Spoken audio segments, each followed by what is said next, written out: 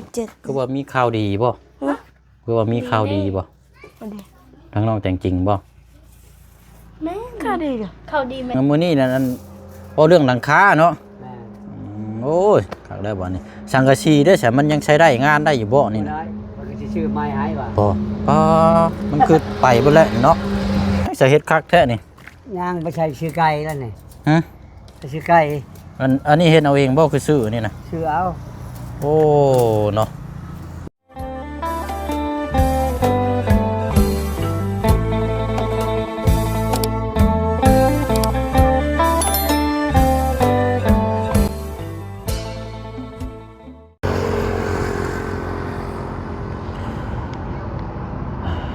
พี่น้องทักทายสบายดีและสวัสดีพ่อแม่พี่น้องรถสุขุสุคนนะพี่น้องเด้อเนาะสบายดีพี่น้องเวลา 4 โมงเนาะใกล้สิเข้า 5 โมงแล้วล่ะพี่น้องตอนนี้ก็มาอยู่ที่เขตของทางสามสาวเนาะสามสาวนี่ก็ช่วงนี้โอ้เนาะหลักๆเลยก็ทางน้องแต่งจริงนี่ก็มีงบเนาะทางผู้ใหญ่ใจบุญสมทบมาเรื่องบ้านเฮือนซานเนาะพี่น้องเนาะได้ยินข่าวว่าทางลุงกล่าวสร้างมาเบิ่งประมวลหลังคาอะไรพี่น้อยเนาะแล้วก็ทางน้องใจดีเนี่ยก็รู้สึกว่ามีข่าวดีได้นี่พี่น้อยเนาะแต่ว่าบ่ฮู้ว่ามื้อใดพี่น้อยเนาะเอากระดุมชมเบิ่งน้ำกันเนาะพี่น้องเนาะเอาเดี๋ยวมาพูดมาคุยนี่ก่อนทางน้องๆเพิ่นอาจจะบ่ได้ไปโรงเรียนหรือว่ามาแล้วบ่จักหรือว่าจังไดพี่น้องเนาะแล้วก็จังพ่วงเมื่อเฮือนน้องแต่งจริงเมื่อวานนี้ว่าสิมาแวะมาถามมาเบ็ดหรือบ่ทันพี่น้องมาช่วงประมาณนี่แหละพอดีเกิดเหตุทางเมียผู้ตู้7 ปีเจ็บท้องกระทันหันก็ได้ไปส่งแล้วก่อนโอ้เอาอุ้ยกัดบ่นี่กัดโอ้ยดีเด้โอ้ยมาขี้ข้านไปเช่นนี่เงาเอิ้นวิ่งน้ำว่ารถโอ้ยเอ้าลืมเบิ่งได้นี่พี่น้องนึกว่าน้องใจดีตัวน้อยปานนั้นบ่คือบ่คือเก่าเนาะคือผอมกว่าเก่าบ่ทางไปเก่าแล้วผอมกว่าเก่าเล่นน่ะเบิ่งน่ะหุ่นไส้เดียวกันเลยได้นี่นักโพดนักเรียกโพดโอ้เฮ็ดเวียกหลายเนาะเฮ็ดเวียกหลายบ่ได้พักรถมื้อนี้พักน่าจนแหลมเนาะจนค่ำอ๋อเฮ็ดเวียกหนักเนาะจนผอมน้ำหนักลงได้นี่แม่นว่าบ่เสี่ยงช่วงแล้วปกตินี่สิอยากมันตุ้ยๆเนี่ยจักน้อยนะเฮ็ดเวียกหนักแล้วมันลงแม่นเฮ็ดเวียกหนักบ่ตีได้อากาศร้อนซ้ํประตูเนาะเอ้าเบิ่งก่อนสนีทั้งผู้กลางนี่ก่อนก็ได้เอาบ่ได้ไปโรงเรียนบ่พักบ่ได้ครูเพิ่นไปดองครูไปงานดองโอ้ล้างถ้วยน้องใจดีล้างถ้วยเนาะเอามาเยี่ยมมายามบ่ได้มาแต่หึงเลยพอสิเข้ามาเมื่อวานนี่เกิดเหตุกระทันหันวิ่งรับคนป่วยขึ้นไปเซโปนเมื่อวานนี่กันปิดใบอยู่เหรอปิดใบเหรอปิดใบแม่โรจิแม่ตู้อยู่อันนั้นก็ต้องปิดใบเอาไปพอตู้อยู่7 ปีก็ไปแม่นว่านี่เลย7 ปีตู้7 ปีอายุเรา7 ปีเลยเมีย7 ปีจะมาเลี้ยงเมีย6 ปีนึง2 ปีหรอก่อน25จะพวกก่อนนะเมียเราจักเท่าไรแล้วเราว่าชื่อแม่แมวเหรอชื่อแม่แมวลูกนะ16 17แต่ว่าพ่อนะอายุ7 ปีฮะว่าดีกับโบแมนดีเราติดตามอาการมื้อนี้นอนอีกคืนนึงก่อนก็เลยมื้ออื่นพุ่นแหละอาจจะได้มายังอยู่ห้องหมออยู่แล้วเป็นหยังกินหลายแล้วถ่ายบ่ออกเมียกินแต่มันแน่นไปอย่างเดียวด้วยเด้กับเหี่ยวก็กินน้องไปแต่เหี่ยวเอาง่ายชาวบ้านแบบบ่ดีบ่งามก็ถ่ายบ่ออกเหี่ยวบ่ออกนั่นแหละมันเนียนคุณท้องแล้วน่ะบิงโว้ยดีแต่พาไปห้องหมอก่อนเมื่อวานนี่ก็บ่ทันไป2 เทื่ออะไรก็ไปประตูอยู่7 ปี ลูกมี16 17ลูก12 อันคือว่า 17 คือว่ามีข่าวดีบ่คือว่ามีข่าวดีบ่ทั้งน้องแต่งจริงบ่ แม่ ก็ดีเด้อ เขาดีไหมตา คือว่าทีมงานเขาว่าคือว่ามีข่าวดีบ่ยังบ่ทันได้เฉลยบ่เอ้านึกว่าเฉลยได้ซะเนาะ ก็เฮ็ดอีหยัง นั่นเลยเฉย ฮะ คาหืน ไม่ยัง มุงสังกะสีเนาะ มุ่งบ่ มุงเงินแต่ได้ แม่นบ่สามุงน่ะค่าเฮือนจ้ะบ่ เด้อ สิแม่นตัวนี้แล้วซะเนาะ มุงสังกะสีแล้วก็ หรือว่าทั้งน้องของมีบ่จ๊ะ บ่ฮู้เนาะทางนี้ ตื่นจับ เออ มียังมาตื่นจากฟัน มุงหลังคาเฮิรนแตงจี มีเรื่องใจ เอ ยาก อันน่ะเวียกเจ้าแล้วล่ะบ่ซะเวียกปลูกมันปลูกหยังเจ้า ยังบ่แล้วยังลำมันยังบ่มีลำมัน ใจเย็นปวดหนึ่งหลอด บ่มีลำมัน สองเป้า ปวดหนึ่งอันนั้นใจปวดหนึ่ง มาเลยเฮ้ย สวัสดี นี่เราเต็ม มันจะล้างถ้วยแล้วก็เนาะเอาบ่เช็คบ่มีหยังมาฝากแบ่งกันเด้อ โดย ขนมนั่นแหละพอได้ตุ้ยแน่เนาะ จอยหมดแล้ว เฮ็ดเวียกหลายเนาะน้ำหนักเท่าใดก็ บ่ได้ติด บ่ได้ติดเบิ่งเลยบ่ กะแยะเงี้ยดูตา สิมา40 45 46นี่แหละเนาะ ได้47 จำนั่น 50แล้ว ไทยก็ 49ลึง 49บ่ ดู50แล้ว ยังบ่น่ะ10น่ะ49 อ้วนแล้วจริง เนาะ เอ้ยน้าสาวนี่ได้ละ50โล ๆบ่ฮอดนะ เอาเสื้อติดลงเลย ทั้งนี้นี่สิได้อยู่50เนาะ50น้อยๆตามบ่เช็คเบิ่ง 50 50 เฮ็ดเวียกหนักหลายเนาะเอาเดี๋ยวเบิดเวียกแล้วก็ตุ้ยหรอกเนาะคือว่าได้ขึ้นน้ำคนเฮ็ดเนาะมีแต่บ่แม่นอย่างหนึงก็แนวหนึงเฮ็ดแต่เวียกแต่งาน จะมาพักเราเลยของมี หากมือนี้ได้ได้ผักมืออื่นมือก็ได้ชงแห้งอีก ได้ชม ชงแห้งเขาเจ้าบ่ โดย โอ้ เขากวนมันเมื่อวานนี้ก็ไปส่งแหงเขากวนมัน สเวียนหมกมีมบันได ไหนจะเป็นโลกทำไม เอ้ย เลือกเอาไปได้หรอ คิวเราลกเนาะ คิวตะเบากระดกคือกันคือตะเบากระดก บ่ของบ่เสียงนี่ยังบ่ซ้ำเรา โอ้ข้อ ดำในคิวตะเบาดกดกแท้ฮักกะเห็นเดี๋ยวคิวนะบ่าวเลย ขี้ไหล่เนาะง่ายโหด ไอ้ที่เราเคย คือปีงเนาะ ปีก โอ้ช่วงคิวเจ้าของอันโมเมนต์พี่น้องเพิ่นถามคิวลกได้ก็เลยว่าตามพี่น้องนะ อันลกเอาแต่อันลกเอาแต่ คิวลกบ่ได้ปลูกบ่ได้หยังบ่เนาะ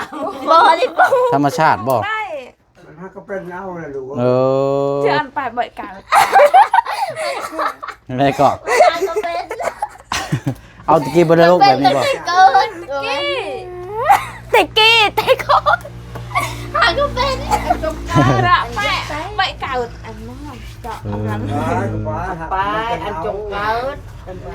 น้องชายเราคือกัน น้องก็คิวลกเนาะน้องชายแล้วก็ น้องชายผู้ลา คิวลก ไม่เคยได้แล้วก็เฮิร์นเลย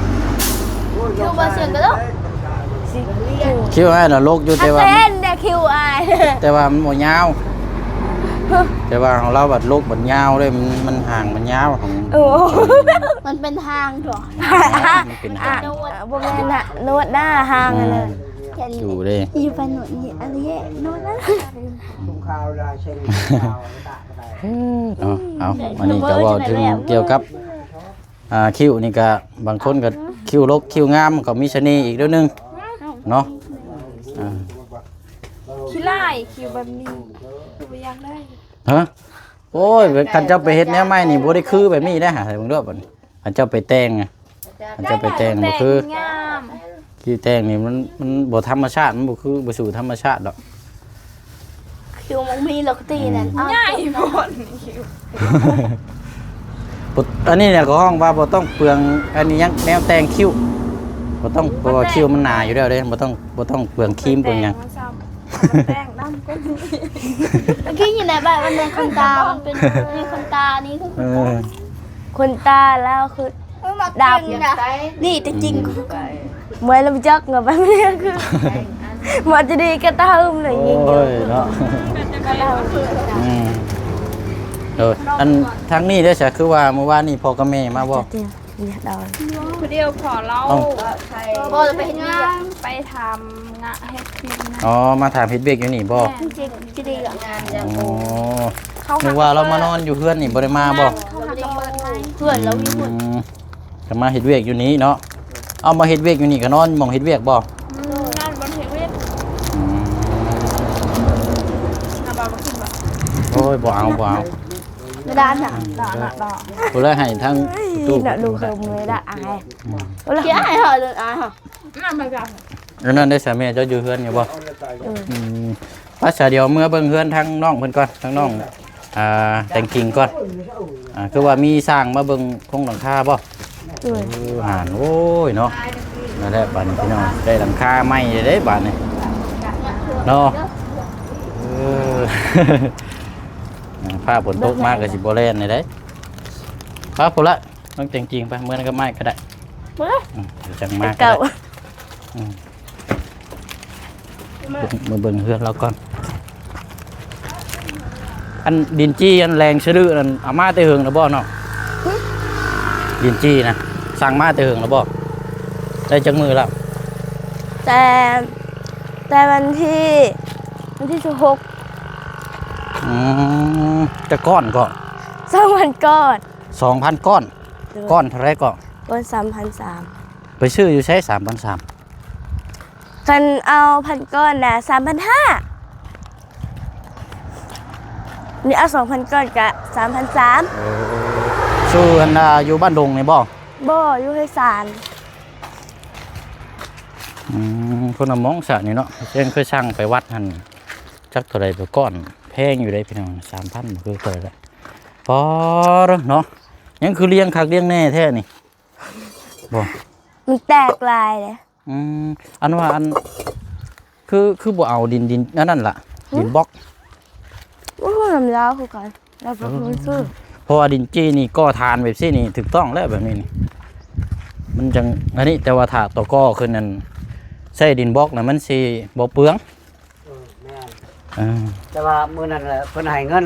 นางเอาให้ขอไปซื้อแล้วก็ดีใจโพดไปสั่งจริงๆจ้ะ โดย มาขึ้นเบิ่งโอ้ยเขาเอาคืนก็บ่ได้แล้วบัดช่างเขาแล้ว บ่ได้แล้วเนาะ คือเราเอาอีกบล็อกก็ถามแล้วบอกว่า5,000ปลายว่ะ โดยน้องแต่จริงมาพี่ก็ได้ล่ะมันมายืนนี่ก็ได้เพราะว่าคันว่าก่อทานแบบซี่นั่นใช้ดินจี้นั่นถูกต้องแล้วตัวนี้นี่ แม่น ก่อทานนี่มันแข็งแบบนี้ แต่ว่าต่อก่อขึ้นไปนี่ใช้ดินบล็อกมันจังบ่เปลือง อะไรกันราคามันแพง ราคา มันก็แล้วไว้แน่นะเฮือนซาน มันบ่เปลืองสิมั้ง มันราคาก่อนี่มันก็แล้วไว้ ถ้าคือแบบซี่นี่อันบ่แม่นเฮาเว้าแล้วสร้างมาก่อนี่ก็ติได้นี่อยากได้เงินเพิ่มได้ขายเองนี่ลายได้แบบนี้เพราะมันก่อน้อยเด้ แม่น มันนานแล้วมันคือว่าได้อะไรสั่งมาเลยเนาะ ช่างเพิ่นให้เงินมื้อนี้มื้ออื่นไปช่างโลด อืม ช่างโลดเพิ่นไปเห็นดินบล็อกอยู่ใช่แล้วจะเปลี่ยนใจเขาบ่ได้โทรเขา หาเนาะน้องแต่งจริงเด้อบ่โทรสั่งบ่โอ้เดี๋ยวเอามายืนนี่ก่อนก็ได้ล่ะเนาะเอาตัวนี้ถามก่อนซะเนาะอันคือว่าให้สร้างเพิ่นมาเบิ่งหลังคานี่อันฮอดใส่แน่แล้ว เพิ่นก็ไล่เรียบร้อยแล้วอันไล่แต่ว่าเล็กกันอยากพอแล้วเล็กตัวลุมจะเล็กกันน้อยอันเลยเล็กตัวกายเท่ากันบ่พอว่ะบ่ได้มีจักเส้น เล็กข้าวบ่ แม่น อ๋อขาดเล็กข้าวเนาะ เพิ่นว่าเบาๆนี่เราสิไปชื่อแล้วลุงยัง มึงเฮิม เฮาสิไปชื่อ อืม ชีลาดแล้วพ่อว่ะ แต่อันทางสร้างนี่เพิ่นแจ้งนี่เท่าไรสาเพิ่นสิ เพิ่นยังบ่ได้บอกเลย อ๋อเพิ่นมาไล่เบิ่งก่อนบ่ ไล่เบิ่งเพิ่นมาปรึกษาหมู่ก่อนว่ะ อ๋อว่าสิเอาเท่าไรเนาะ ปรึกษาหมู่ให้นำกันเนี่ยผู้เดียวว่าบ่เป็นแล้วว่ะ อันเฮือนนี่สิเฮ็ดชงแบบไรซะนี่ ต้องมาเดินธรรมดาเนี่ย บ่เล่นอันน่ะอันธรรมดาคือบ้านเฮาทั่วไปนี่บ่ บ่มีอดคานนะเฮ็ดน่ะก็เฮ็ดประหยัด อืม ธรรมดามีคานน่ะบ่ได้เฮ็ดคานนะ อืม อยากประหยัดเนี่ยบ่มีเงินเนาะแต่ถ้าทำนี่ก็ยังบ่ไหวเลย โอ้ยเนาะเว้าเรื่องเฮือนเรื่องซ่านนี่มันอืม โอ้ยคันเพิ่นบ่ช่วยบ่มีปัญญาดอกทิมละล่าแหละ เพราะมันแพงเครื่องมันแพง หาเงินบ่ได้ แต่ว่าเว้าเรื่องมื้อนี้นั่นเว้าเรื่องหลังคาเนาะ แม่ โอ้ยคักได้บ่นี่สังกะสีเด้อฉันมันยังใช้ได้งานได้อยู่บ่นี่ บ่ นะ ได้มันก็สิชื่อไม้ให้ว่า บ่ป้ามันคือไปเบิดแล้วเนาะเอาไว้อัน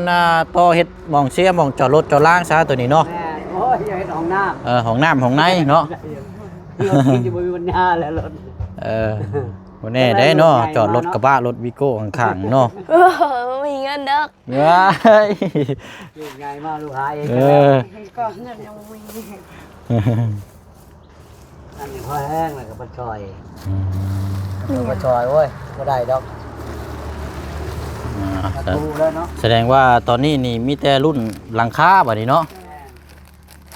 งบหลังคานี่ครบแล้วเนาะบ่ล่ะงบหลังคานี่ครบแล้วบ่งบเครื่องหลังคานี่ เล็กคานนี่เพิ่นว่าอยากครบแล้วแต่ว่าพ่อสิดับน้อยว่า สังกะสีเด้อจ้ะ ทั้งกะชี้กับเพิ่นชื่อไม้บ่ได้มุงบ่ได้แล้วตอนนี้ อันนั้นสังกะสีก็มีงบมาครบแล้วบ่ แต่ว่าบ่มีแต่ว่าเพิ่นว่าเพิ่นคิดเว้าว่า ลุงเพิ่มว่าสิไล่ ผู้ใหญ่จะบุญบ่หรืออายเพิ่นสิซอย อื งาน ม เพิ่นสิเน้นมาอยู่บ่หยังเพิ่นสิซอยโอ้กับเพิ่นบ่ซอยยอมบ่มีปัญญาหรอกชาตินี้บ่พอแล้วเป็นแต่เช้าคือเก่าแล้ว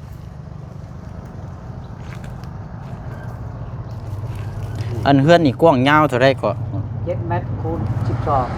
7คูณ12เนาะ12ในทั้งหน้าคือสิบ่ได้ก่อบ่เกาะเลยมันออกมาที่จะเก็บคุดอยู่ทางในเรือนใหญ่นี่ก่อ 7คูณ10 7คูณ12เนาะก็ถือว่าเกือบเพื่อนบ่เสียงบ่ได้นี่เพื่อนเฮานี่9คูณ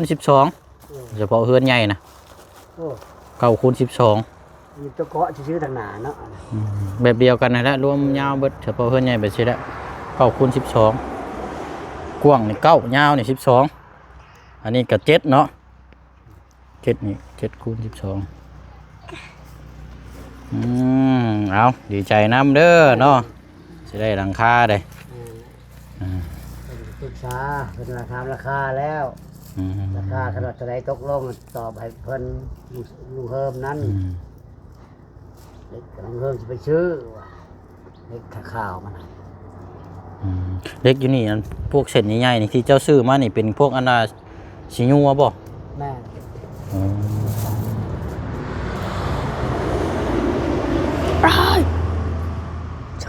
ไอ้ดู ติดตามเบิ่งนำกันเนาะซะ ไอ้ดู หน่อยทางสร้างมาเบิ่งเลย เบิ่งแล้ว สร้างพันธุ์สบายสบาย แต่ว่าราคานี่ยังบ่ทันได้นี่เนาะ โอ้บ่แห้งเนาะ เดี๋ยวอันใช้รถเจ้าไปใช้รถไฟฟ้านะ ในเฮือน ยังขี่ได้ปกติอยู่บ่ อากะเบาบุญมาสากให้ แต่ว่าแบตนี่อยากเปลืองเนาะมีแต่เปลี่ยนแบตก่อนใหม่จักเป็นหยังได้รถซุมื้อนี้นี่ซื้อมาบ่พอมื้อ2มื้อน่ะมีแต่แบตเชื่อม แค่แต่เราบบุญเมื่อสากให้ อ๋อเด็กมันก็บ่ทันเบิดดอกแต่ว่าเอาไว้ญาติมันเบิดคักแล้วบ่ขี่ไปสร้างบ่ได้แล้ว ยังเหลือช่องขีดแล้วบ่บุญไปช่องฉากตืมนะยังลงไปปานหมดหลายญาติมันตาย มันขึ้นยากเลยเนาะ แม่น มันสร้าง อันนั้นน่ะบอกแล้วว่าหาขี้ก็มันอยากเบิดเลยหยุดก่อน กันว่าคือเฮือนเฮาเองยังว่า แม่น จิ้มใส่ยามใดก็ได้เนาะ อออันนี้ไปขอสารของเขากับเขาเกรงใจเขานะเขาก็บ่ว่าหยังดอกแต่ก็เรียกงานในเฮือนเขาเฮ็ดซื้อมันซื้อหยังเนาะ โดย นี่ก็ไปสร้างโทรศัพท์อยู่หั่นนั่นแหละมื้อนี้ก็ อันนี้ทั้งบ่บุญสารวัตรเนาะแกสลดเมื่ออันอยู่เพิ่นพี่น้องเพิ่นเซาทั้งลุงพุ่นเห็นอยู่เมื่อวานนี่พอได้ขี่เนาะอันนี้มันยังจะเฮ็ดคักแท้นี่ ย่างไปใช้ชื่อไก่แล้วนี่ ฮะ ไปชื่อไก่ อันนี้เฮ็ดเอาเองบ่คือซื้อนี่นะ ชื่อเอา โอ้เนาะ หน่วยหนึ่ง300,000หมดเลย อันนี้น้อยอันนี้ได้ โอ้ 300,000 น้อยนี่ก็300,000 300,000กันดง เงินลาวเขาได้ใช่ เงินลาว2,400,000 เงินลาวน่ะ240,000เงินดงนั่นเงินเวียดนั่น300,000เนาะนึกว่า300,000เงินกีบนะธรรมดาใช่เดียงเป็ดเดียงอันนี้เนาะหางไก่โ จอด แข็ง ตืม เนาะ ได้นี่ แข็งคักเดียวเนาะ ตัวนี้จำตืมนี่ อืม ผมว่าตัวนี้ยังไม่ได้จำนี่จำไม่ได้เฮิงมาทิมขึ้นทิมลงมันคดมันแปร โอ้ย นะเกี่ยวไม้เขาสั่งเอามาขายเขา นั่นแหละ ขายเขา300,000กีบเขาสั่ง โอ้ยฮ้อนเนาะอันนี้บ่ไหวแซ่บบีเลยตัว กลางคืนเปิดป้าอันนี้ครับประตู อ่อนโพด เปิดประตูไว้เลยนอนกลางคืนน่ะ แล้วเขาจะมาเอาหยังบ่ ให้ลมมันเข้าไปเนาะมันฮ้อนแฮง อยู่บ่ได้หรอวะ เจ็บเป็นกาพักผ่อนก็บ่ได้พักผ่อนซ้ำหมดเลย มันฮ้อนเนาะ จุยวันอื้อสละจอเด้ โดยเอ้าซะเนาะไปเอาละบัดนี้ก็มาเยี่ยมยามถามข่าวมีงบหลังคาแล้วเนาะแต่สังกะสีนี่บ่ฮู้ได้นี่พี่น้องสังกะสีนี่ก็ติดตามเบิ่งนำกันเนาะ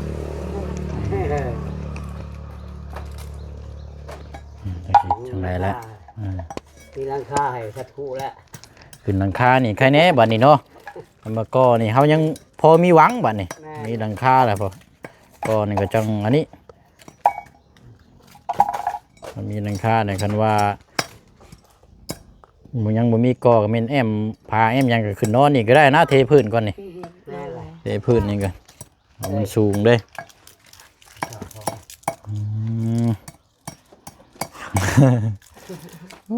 เนาะ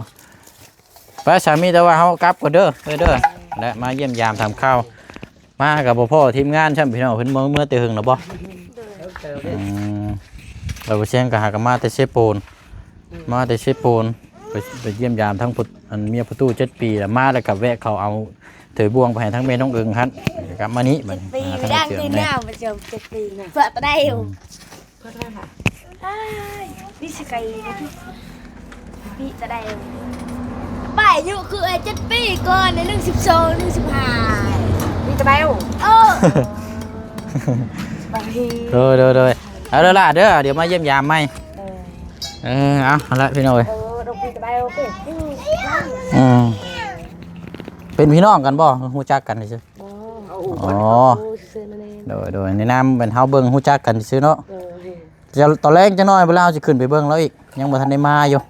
เมียเราบ่สบายเอาไปหน่อยเนาะ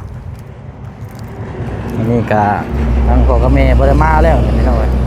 มีแต่ทางน้องใจดียังอยู่นำบ่เฒ่าไม่เฒ่าเนาะแต่ว่าตอนนี้ก็หลักๆเลยก็อาจจะเป็นนี่แหละพี่น้อยทั้งครอบครัวน้องแต่งจริงข่าวดีทั้งหลังคาพี่น้อยเนาะโอ้ยยินดีน้ำน้องเพิ่นหลายพี่น้อยเนาะก็เจ้าได้เงินทางผู้ใหญ่เพิ่นมอบให้กับเผาซื้อมาเลยได้พี่น้อยเพราะว่าจันบดเงินไหนมันสิบ่ได้เนาะถามนั่นแหละพี่น้อยมายืนอยู่ห่มก็ม่วงบ่คือว่าเย็นจะจ้อยแน่บัดนี้เนาะป้าเนาะไปอะไรพี่น้องเนาะลาพี่ละน้องไปก่อนเด้อพี่น้องเด้อเนาะพบเจอกันในคลิปหน้าเนาะเดี๋ยวมาเยี่ยมยามทำข่าวทางน้องๆเพิ่นใหม่เนาะนานๆทีมาเยี่ยมยามพี่น้องทางผู้เชี่ยวชาญก็พอละบัดนี้ก็